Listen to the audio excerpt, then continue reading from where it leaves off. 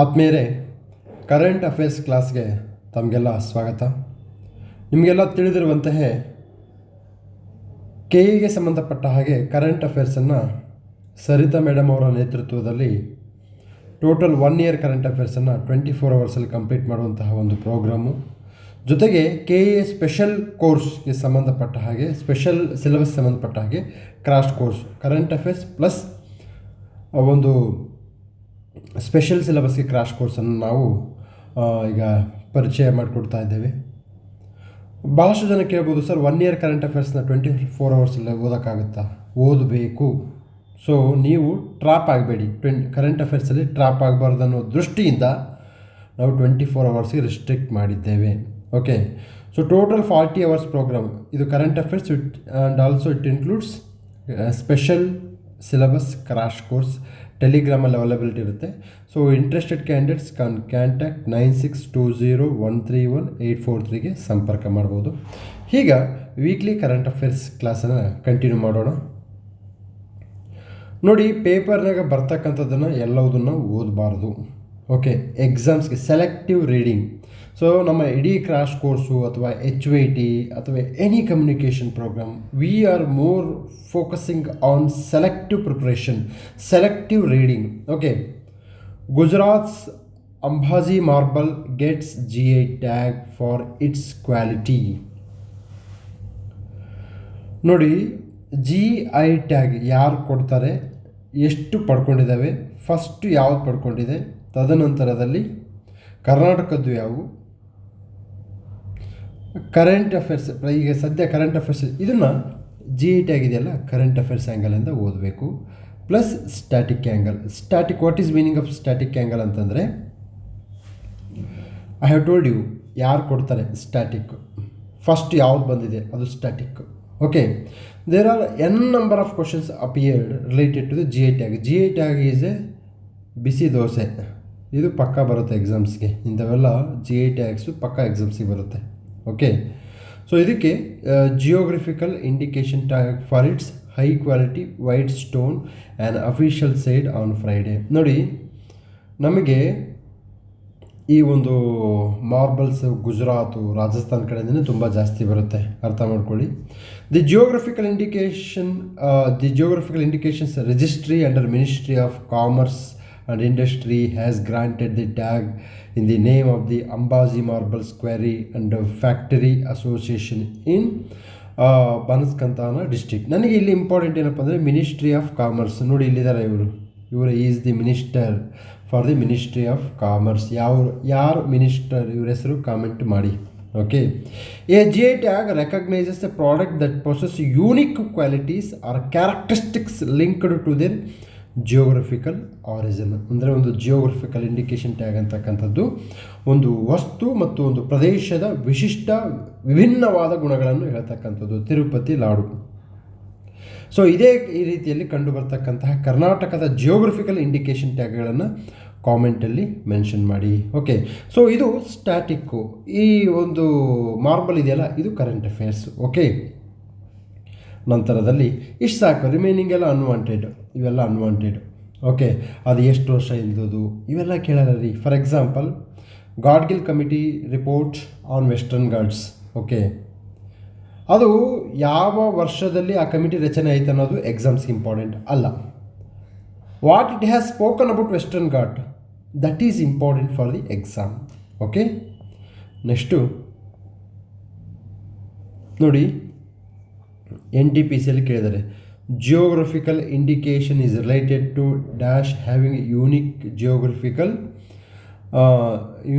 Geographic origin evolution over a centuries. Okay, so ಪ್ರತಿ ಎಕ್ಸಾಮ್ಸಲ್ಲೂ ಕೇಳ್ತಾರೆ. ಇಲ್ಲಿ ನೋಡಿ, name the first product to get GI tag in India.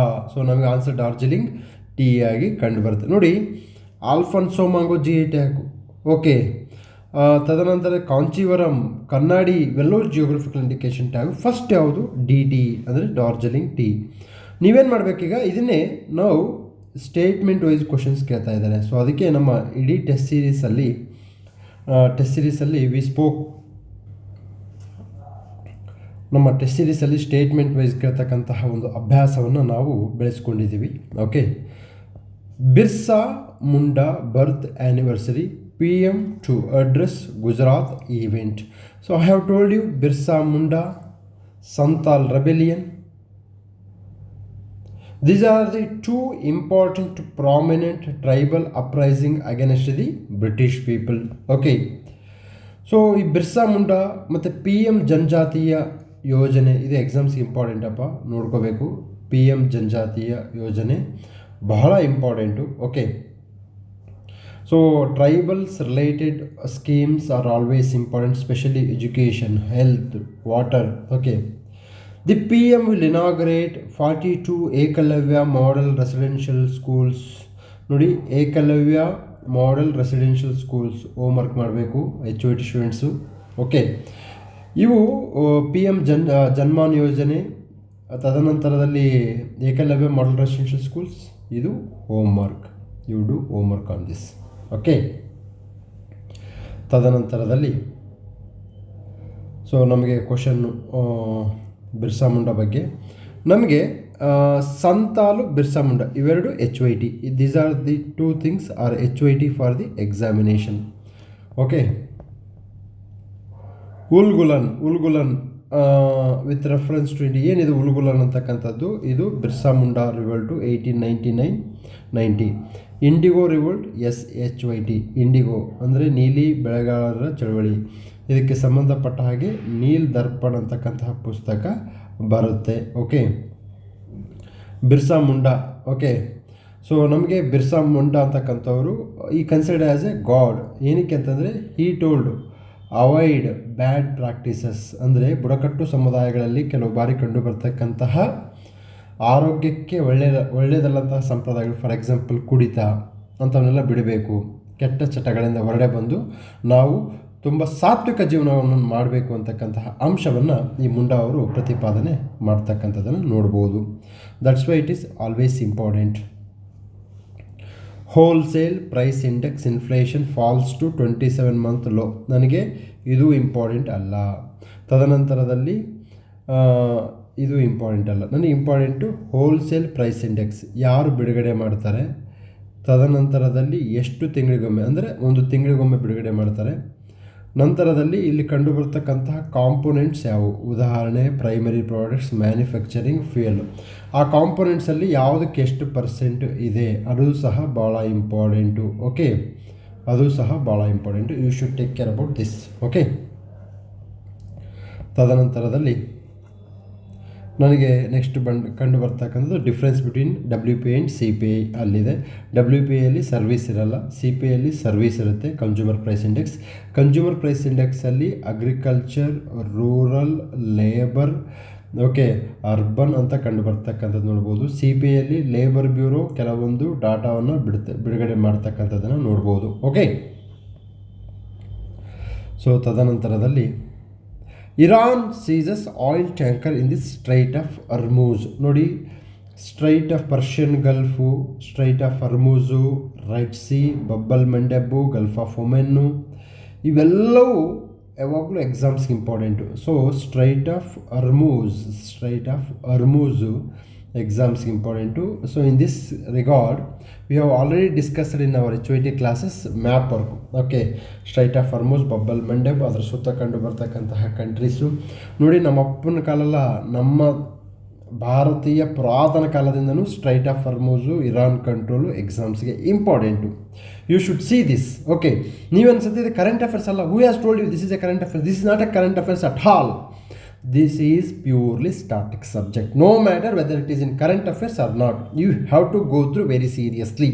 Okay, leave it about these things.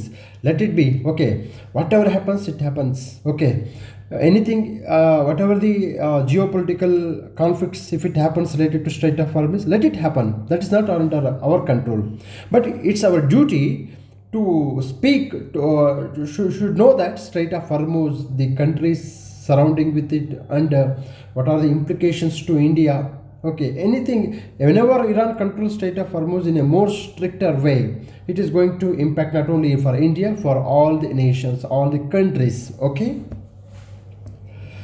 So here Strait of Hormuz, Bab el-Mandeb of Malacca, Strait of Sunda. These are very important. This is called PYQ. See, CDS question paper, they have asked. No, see, Java, Andaman Sea. I have told you, Andaman Sea, very important. Andaman ಅಂತ ಒಂದು cinema ಬರುತ್ತಲ್ಲಪ್ಪ, Andaman cinema ನೋಡೋ ಜೊತೆಗೆ ಅಂಡಮಾನ್ ಸೀನ ಒಂದು ಸ್ವಲ್ಪ ನೋಡಿ. Red C is very important. Okay, Gulf of Persia is very important. Okay,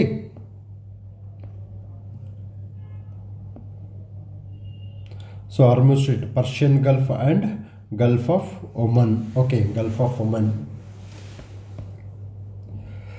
Where does India stand in tackling TB ಬಗ್ಗೆ just 2-liner ಇನ್ಫಾರ್ಮೇಷನ್ನು. ತದನಂತರದಲ್ಲಿ TB related programs like DOTS program. Okay, just ಇದು ತುಂಬ ಎಕ್ಸಾಮ್ಸಿಗೆ ಬರ್ತಕ್ಕಂತಹ ಒಂದು ಟಾಪಿಕ್ ಅಲ್ಲ, ಎಲ್ಲೋ ಅಂತಲೇ ಕೇಳ್ತಾರೆ, ಇಲ್ಲ ಅನ್ನಲ್ಲ, ಬಟ್ ತುಂಬ ಜಾಸ್ತಿ ತಲೆ ಕೆಡಿಸ್ಕೊಳ್ಳೋ ಅವಶ್ಯಕತೆ ಇಲ್ಲ. Okay, 27 lakh NREGA workers out of list amid KYC rollout. ನನಗೆ ಇದು ಇಂಪಾರ್ಟೆಂಟ್ ಅಲ್ಲ, ನನಗೆ ಇದು ಇಂಪಾರ್ಟೆಂಟು. ಸೊ ನರೇಗಾಗೆ ಸಂಬಂಧಪಟ್ಟಾಗೆ ನಮ್ಮ ವಿಶೇಷ ಸ್ಪೆಷಲ್ ಬುಕ್, ಗ್ರೂಪ್ಸಿಗೆ ಸಂಬಂಧಪಟ್ಟಂತಹ ಸ್ಪೆಷಲ್ ಬುಕ್ಕನ್ನು ನಾವು ಬಿಡುಗಡೆ ಮಾಡಿದ್ದೀವಿ. ಅದರಲ್ಲಿ we have given this NREGA information from PYQ angle, like ಯಾವ ರಾಜ್ಯದಲ್ಲಿ ಎಷ್ಟು ಕೂಲಿ ಇದೆ, ತದನಂತರದಲ್ಲಿ central government and state government contributions ಎಷ್ಟು, ನರೇಗಾದು ಇಂಟೆನ್ಷನ್ ಏನು. So DPSP which article speaks about NREGA. Okay, so ಇದು ಭಾಳ ಬೇರೆ ಕ್ವಶನ್ಸ್ ಬಂದಿದೆ. Okay, next Red Fort blast, agencies to recreate bombers route, probing ಅವಾಲಾ ಟ್ರೈಲ್. ಸೊ ನಮಗೆ ಇಲ್ಲಿ ನೋಡಿ, ರೆಡ್ ಫೋರ್ಟು ಅಷ್ಟು ಎಕ್ಸಾಮ್ಸ್ಗೆ ಇಂಪಾರ್ಟೆಂಟ್. ಯಾರು ಕಟ್ಟಿದ್ರು, what type of stone used for to construct such type of ಯಾವುದು ಫೋರ್ಟು. ಸೊ ನಮಗೆ ಹವಾಲಾ ಅಂದರೆ ಏನಂತ ಗೊತ್ತಿರಬೇಕು. ಓಕೆ, ನಂತರದಲ್ಲಿ ಬಾಂಬಲ್ಲಿ ಬಳಕೆ ಮಾಡ್ತಕ್ಕಂತಹ ವಸ್ತುಗಳು ಯಾವುದು ಅನ್ನೋದ್ರ ಬಗ್ಗೆ ನೋಡ್ಕೋಬೇಕು. So this is purely current affairs. ನಾವು ಈ ಆ್ಯಂಗಲಿಂದ ಓದೋ ಬದಲು ಬೇಸಿಕ್ ಆ್ಯಂಗಲಿಂದ ಓದ್ಕೋಬೇಕಾಗುತ್ತೆ. Red Fort is a UNESCO world heritage list. I have told you, ಯುನೆಸ್ಕೋದು ಕರೆಂಟ್ ಅಫೇರ್ಸ್ ಪ್ಲಸ್ ಸ್ಟ್ಯಾಟಿಕ್ ಆ್ಯಂಗಲಿಂದ ಓದಬೇಕು. ಕರೆಂಟ್ ಅಫೇರ್ಸ್ ಪ್ಲಸ್ ಸ್ಟ್ಯಾಟಿಕ್ ಆ್ಯಂಗಲಿಂದ ಓದಿದ್ರೆ ನಿಮಗೆ ಹೆಲ್ಪ್ ಆಗುತ್ತೆ. ನಂತರದಲ್ಲಿ Delhi's air wicked problem in need a bold solution. ನೋಡಿ, ಶಶಿ ತರೂರ್ ಅವರು MP ಅವರಿದ್ದಾರೆ, ತುಂಬ ಅದ್ಭುತವಾದ ಬರಹಗಾರರು, no doubt in that. But ಅವರ ಬರಹಗಳು ಡೈರೆಕ್ಟ್ಲಿ ನಮ್ಮ ಕಾಂಪಿಟೇಟಿವ್ ಎಕ್ಸಾಮ್ಸ್ಗೆ ಹೆಲ್ಪ್ ಆಗಲ್ಲ. That's what I am telling you, that's what. Okay, so you should know that Delhi air problem is not a new problem, it is every year problem. ಅಲ್ಲಿ ಯಾಕಾಗುತ್ತೆ? Because of this weather conditions and burning of the agriculture residues. Okay, because of these things this Delhi air problem is going to happen. Okay, every year solution same, every year ಪ್ರಾಬ್ಲಮ್ಗೆ every year solution is same. So bold ಸೊಲ್ಯೂಷನ್ನು, ಆ solution ಈ solution ಏನೂ ಇಲ್ಲ. So ಒಂದೇ ರೀತಿಯ ಸೊಲ್ಯೂಷನ್ನ ನೀವು follow ಮಾಡಬೇಕಾಗುತ್ತೆ. So you should see the Delhi air pollution from the static angle rather than this current affairs angle. ಈಗ ಫಾರ್ ಎಕ್ಸಾಂಪಲ್ ಬಯೋ ರೆಮಿಡಿಯೇಷನ್ ನಾವು ಯೂಸ್ ಮಾಡ್ಬೋದು. Then agriculture residue can be used as a biofertiliser ಆಗಿ use ಮಾಡ್ಬೋದು. We can apply n number of ideas. Okay, ತದನಂತರದಲ್ಲಿ BS6 norms implement ಮಾಡ್ಬೋದು. Okay, ಇವರು different ಅಂಶಗಳನ್ನು ಕೊಟ್ಟಿದ್ದಾರೆ. ಬಟ್ ಇವರೆಲ್ಲ ಅವರು ಯಾರೋ ಎಕ್ಸಾಮ್ಸಿಗೆ ಕ್ವಶನ್ ಪೇಪರ್ ತೆಗಿತಿರ್ತಾರಲ್ಲ, 100% I am very sure they are not going to read this type of article. No doubt in that. Okay, so ನೋಡಿ, ಏರ್ ಕ್ವಾಲಿಟಿ ಇಂಡೆಕ್ಸಲ್ಲಿ ಯಾವ್ಯಾವ in the cities of our country which among the following atmosphere gases are normally considered in calculating the value of the air quality index. So ನಮಗೆ ಇದರಲ್ಲಿ most important ಏನಪ್ಪ ಅಂತಂದರೆ carbon ಡೈಆಕ್ಸೈಡೇ ಇಲ್ಲ, ನಮಗೆ carbon monoxide, nitrogen oxide, sulphur dioxide. So 2, 3, 4 ಅನ್ನು use ಮಾಡಿದ್ದಾರೆ, carbon dioxide ಇಲ್ಲ. ಓಕೆ, ಇದು UPSC 2016ರಲ್ಲಿ ಕೇಳಿದ್ದಾರೆ. ಓಕೆ, ಸೊ ಇದು ಏರ್ ಕ್ವಾಲಿಟಿ ಇಂಡೆಕ್ಸ್ಗೆ ಸಂಬಂಧಪಟ್ಟ ಹಾಗೆ schemes related to the air quality, air pollution, you should always give more emphasis such type of schemes. Okay, ಭಾಳಷ್ಟು ಅವರಿಗೆ ಕ್ವಶನ್ ಬಂದಿರೋದನ್ನು ನೋಡ್ಬೋದು. ಏರ್ ಕ್ವಾಲಿಟಿ ಇಂಡೆಕ್ಸ್ SSCಯಲ್ಲಿ ಬಂದಿದೆ. ಓಕೆ, ಹೊಸ ವ್ಯಾಲ್ಯೂ ಎಡಿಷನ್ ಸಹ ಮಾಡಿದ್ದಾರೆ. Okay, next where Booker prize winner Szalay and Nobel laureate Krasznahorkai meet. ಇವೆಲ್ಲ ಅಂದರೆ time ಪಾಸಿಗೆ ಬರ್ತಕ್ಕಂಥ ಆರ್ಟಿಕಲ್ಸು. ನಾವು ಜೀವನ ಕಟ್ಕೊಳ್ಳೋಕೆ ಇರ್ತಕ್ಕಂಥವ್ರು ಕಾಂಪಿಟೇಟಿವ್ ಎಕ್ಸಾಮ್ಸಿಗೆ.